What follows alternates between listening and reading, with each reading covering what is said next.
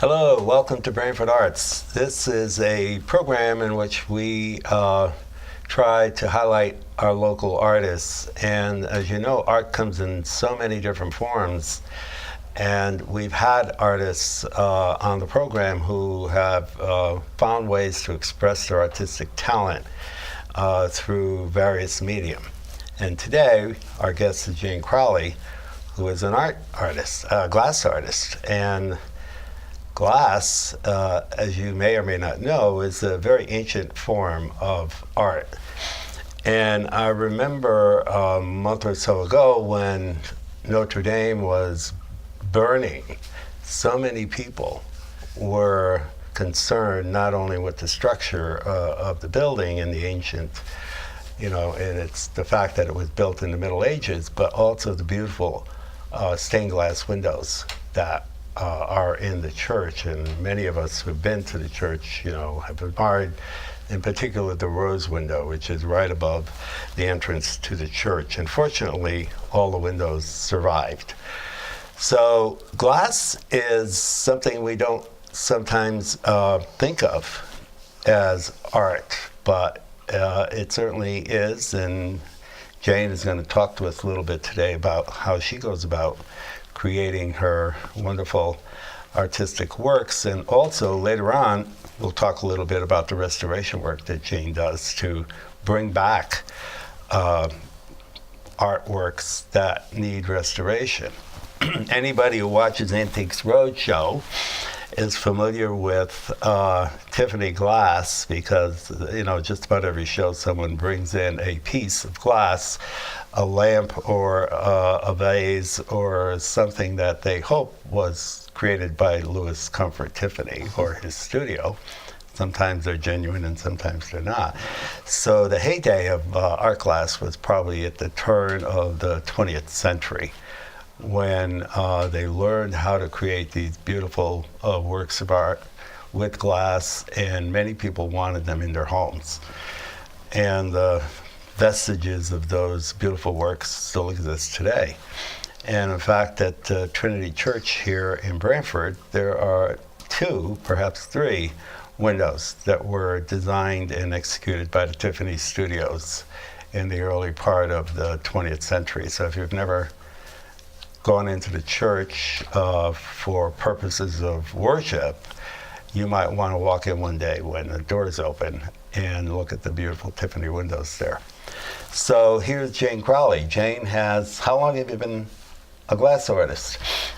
For about 45 years. Okay, and how did you even think about becoming a glass artist? It was during the 70s, and I had done some photography and some pottery and some other things, and I hit upon glass, and that was it. I just fell in love with it. It's a fascinating material.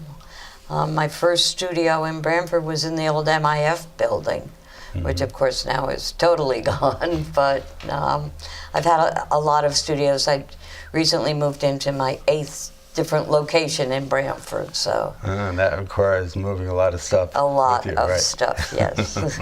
I'm now up at Hilltop I've Orchard. been in your studio, and I've seen what you have there. Right. So mostly the glass comes to you in different colors, and then you put it together into some kind of creation. But when we're going to look at some of your works, I also see where you create the glass fusion yourself for some of your pieces, right?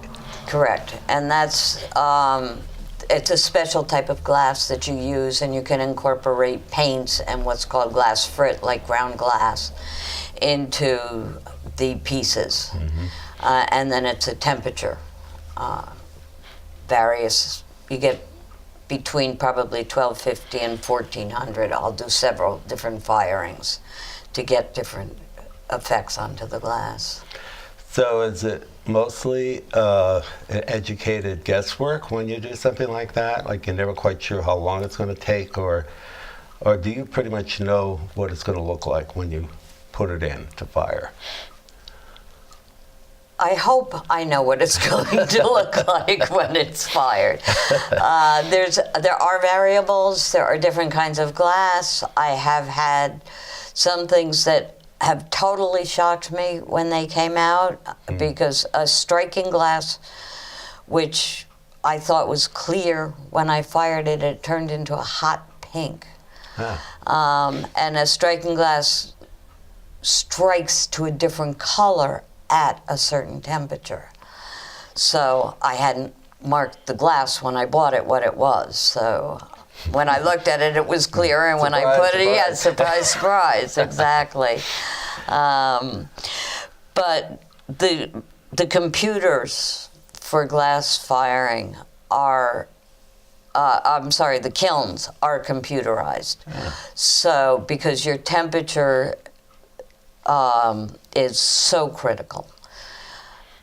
There might be a program that I will have to bring the glass up, say, at 50 to 75 degrees an hour from room temperature up to 1450 degrees.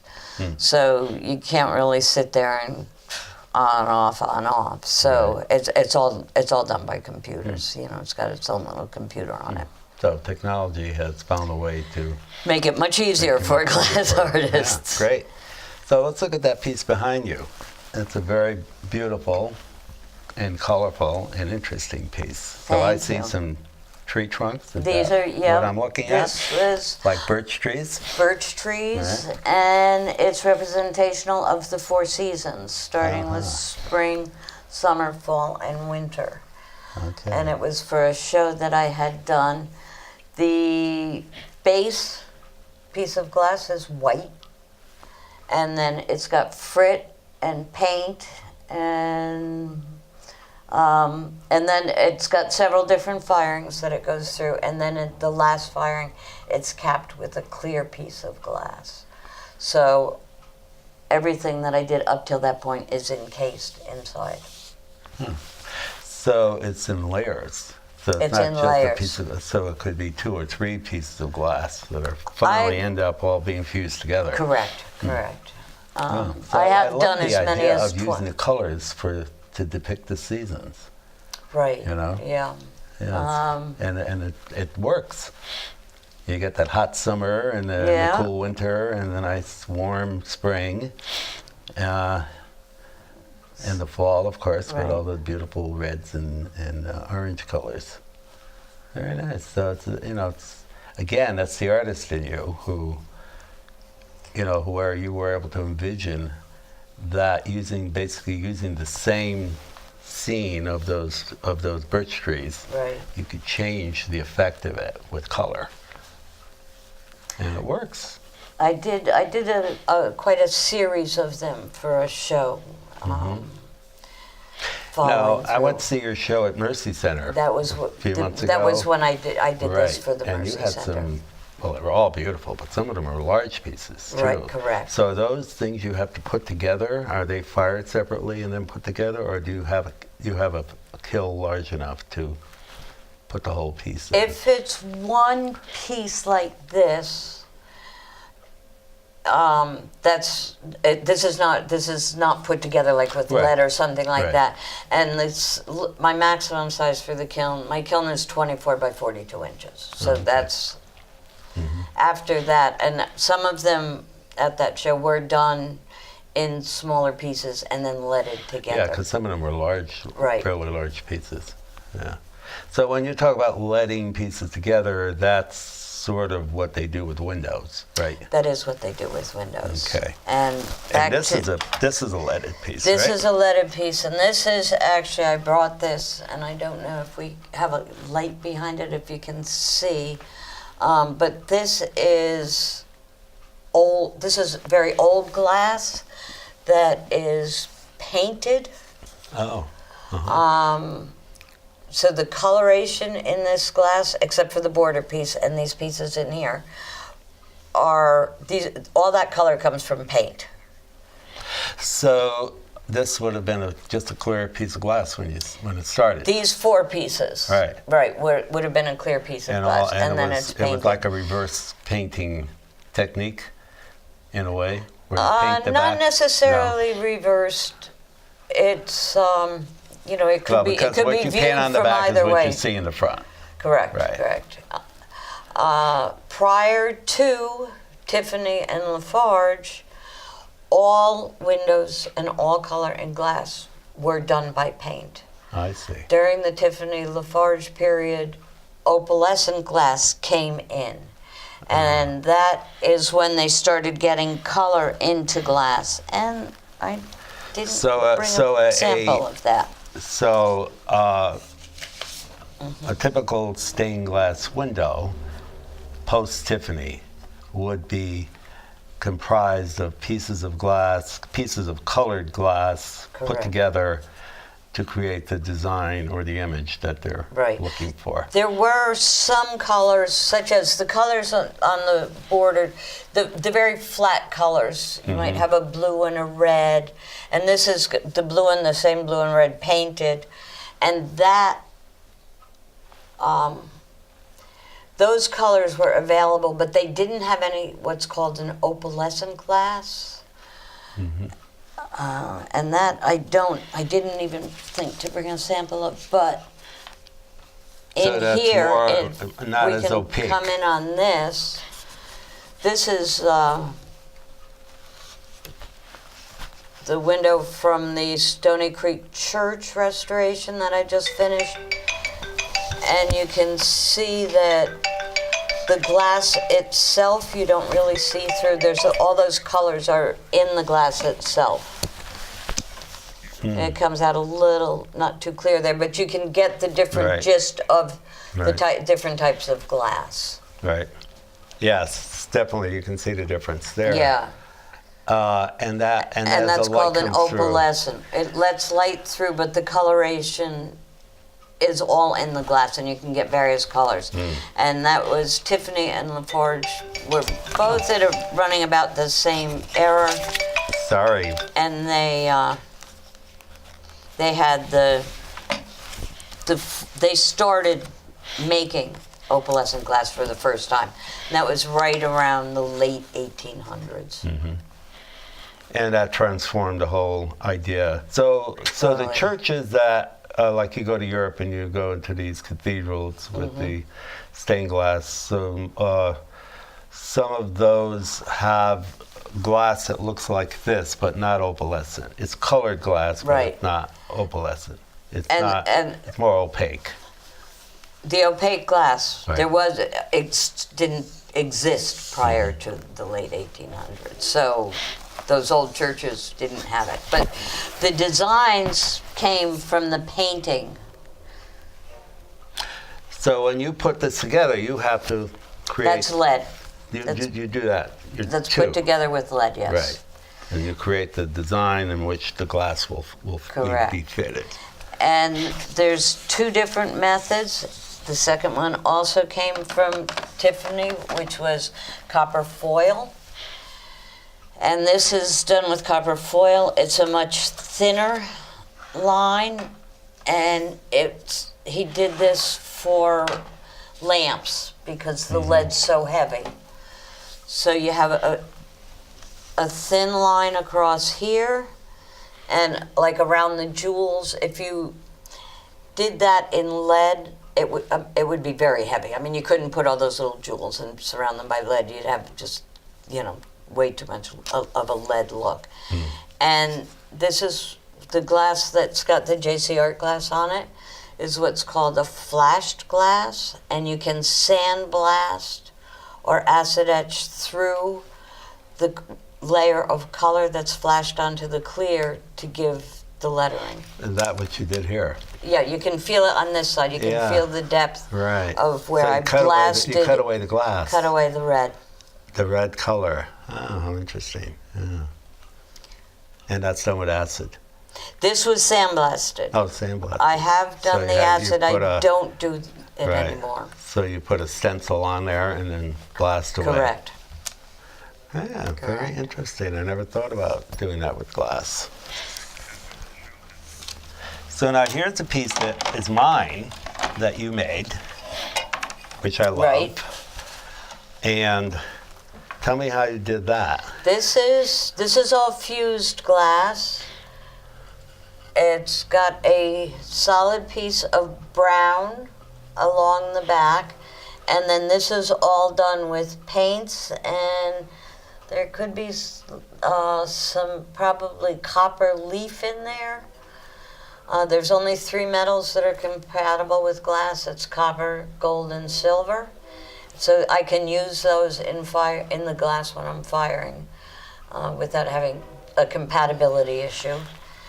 And then I ran rods through before it was fired to make the hanger. And then this is a zinc border that it was soldered over. You made the border too? Yes. Yeah. I love the whole piece. I mean, the way it all fits together, and I have it on the easel. I used to have it on the wall, but Right. I have it on the easel in front of a window, and the light comes through, Okay. and you get a better effect with it. So I love to look at it, but I And then the trees, sort of the tree-ish, that's painted. yeah, but it's all fused together, so that when you Yes. touch it, it's a smooth piece It's a smooth of glass. Yeah, very beautiful. So you've been doing some restoration too, right? I have. We just saw the picture of the Stony Creek Church. That one is in the works now. So what exactly are you replacing some of the glass, or what does it mean when you say restoration? Because there's a fair number of those windows that go throughout the church, and they all had the same glass. I sent a sample off, and I had a company match the color up for me and manufacture the glass. They're out of Indiana, no, maybe Pittsburgh. And I took all the glass out of these windows and saved it for the restoration of the other ones, because these two were in a different locale. So although it's very close, it's not an exact match to the original windows. They can't make the glass the way they used to make it back. These were probably the late around the turn of the century, because the chemicals that they used, they're no longer allowed to use in manufacturing glass. So you had new glass made in which you replaced the whole window with the new glass, and used Right. the glass from those windows to replace glass in the older windows that matches the glass. Right. That was Well, they originally were all used. done at the same time, Right. but these were the other windows were all facing the same direction in Right. the church, so they had the same light. Right. So if I used a new glass in those, it would really stand out. But by putting these, all the new glass, then we have enough glass Right. to put the original glass back into the other windows. So it's sometimes much more complicated than you meant it's going to be. It's much more complicated to get glass And that it was great matches that the you old glass. found a company that could fabricate those colors, even though not exactly what they Right. were originally. But They can get close. Yeah. They can't get the luminescence because they Yeah. use things like magnesium, little arsenic in manufacturing glass, and EPA doesn't allow any of that any longer. right. Yeah, I'm going to go in and see what they look like. And what about these? These are beautiful. These are 2 local church windows, 2 local churches that the windows were redone in. This one here is from St. Andrew's United Methodist in New Haven, and this one is the North Branford Congregational Church. Both of these windows were done right about the same time. I'm thinking it was somewhere probably maybe late 1800s, 1889 maybe on one. This one I thought was interesting in that they did the whole window with the colors lightening as it went up. And it gives a feeling of elevation when you look at the window without just a little variance of color all the way up it went. By changing the intensity of the color, it gives you that sense An uplifting. of uplifting. Yes. So the windows were meant to elevate your spirits, you know, Right. to have a certain spiritual effect on the people as they went into the sanctuary, right? Correct, correct. You know, some windows depict scenes from the Bible, characters from the Bible, and then others, such as these, are really, I mean, when I look at these windows with the color and the design, you know, I get a certain emotional response to them. Yes. And so that's going to change a little with every person who experiences that. It'll be a somewhat different experience when you walk in and see this glorious window lit up, you know, in daylight. Right. With the sun shining through. And this one is probably, the one in North Branford is probably open to a little bit more of a personal experience because there is not a true depiction in it. And there's no design really. There's no design. It's Right. basically done with the colors. Yeah. There is some, you know, it changes up in this area, But that is kind of strangely contemporary looking. it's very contemporary Isn't it? looking for When you that think period. about- Right. Now, you know, if you were designing a window, it would probably look a little bit like that. If you weren't going to have a window with a design, it would be, you know, something that would give you a sense of an emotional reaction just through the color through the color. and the way Correct. the way it was fired. I did bring a picture of a window. I just printed it this morning. Unfortunately, it didn't come out very clearly, or the color wasn't exact. But this was a contemporary window that I just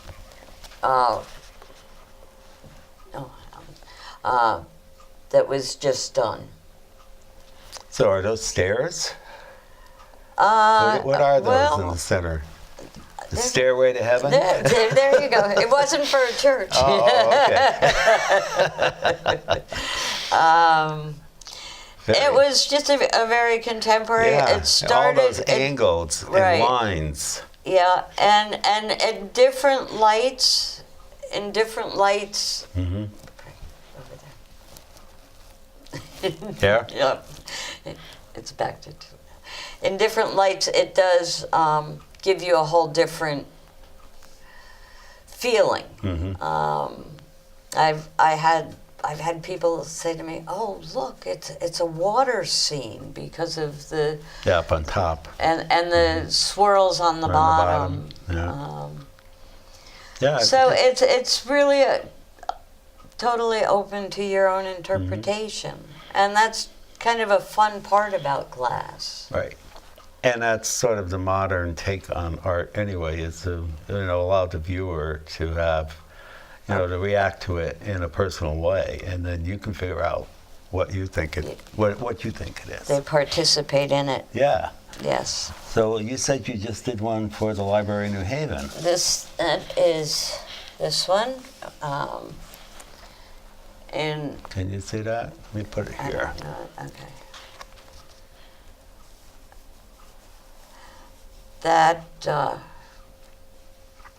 That was designed. I worked with an architect from New Haven, Robert Mealy, and we did the 9 squares.